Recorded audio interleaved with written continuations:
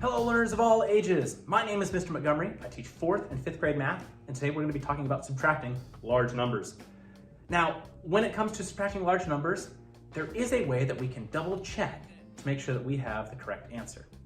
But we'll get to that in a little bit. But right now we're going to be reviewing our ways of subtracting.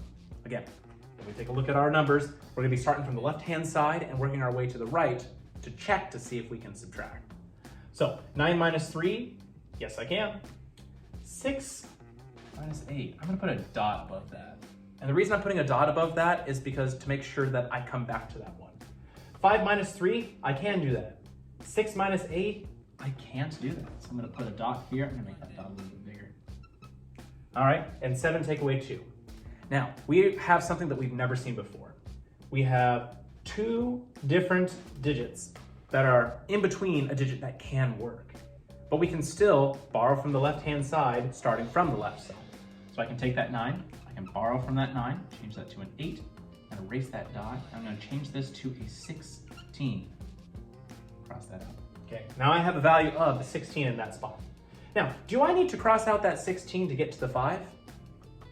No, I don't really have to do that right now, because even if I cross out this 5 to help out this 6, I have a value of 4. Can I still have 4 minus 3? I sure can. It's going to change this 6 to a 16. And now I believe all my numbers work, but I'm just going to double check to be sure. 8 minus 3, yep. 16 minus 8, yep. 4 minus 3, yep. 16 minus 8, yep. And 7 minus 2, sure can. So now the next step is to start from the right and subtract like we normally would.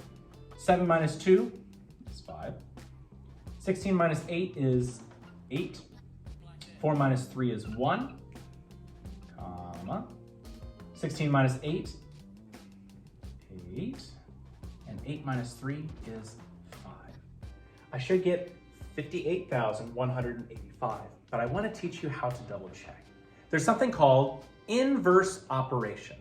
That's where we basically take our answer and work backward to try and get the number that we started with. Here, let me show you. I'm going to take my answer, 58,185, and I'm going to do the inverse operation of what I just did. So instead of subtracting, I'm going to add 38,302.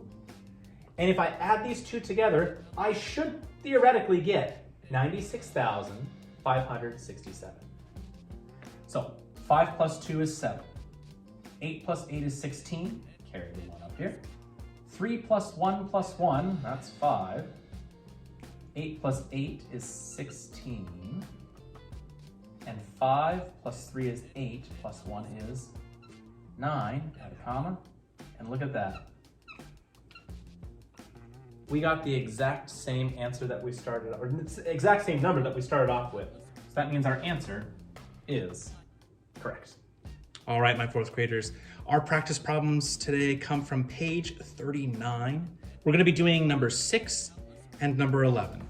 It just says subtract, but I want you to try to subtract and check to make sure your answer is right using the inverse operation method of taking your answer of your subtraction problem and working backward to try and get the top number of your subtraction problem. If you have any questions, please feel free to ask them when you come to school tomorrow.